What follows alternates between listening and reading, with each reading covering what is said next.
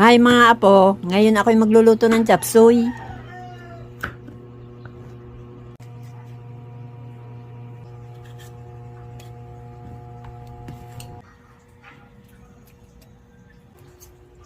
Oo, yan pagka naluto ka konti, balunan, may lawak na balunan. Kung bumili ka dyan ng atay.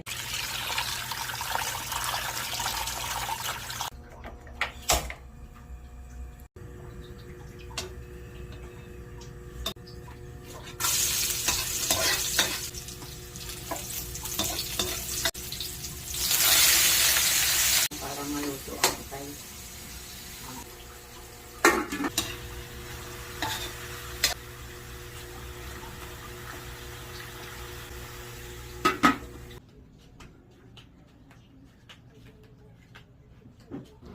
Kaya kumain na, ari lang ang aking ulam wala man lang sabaw.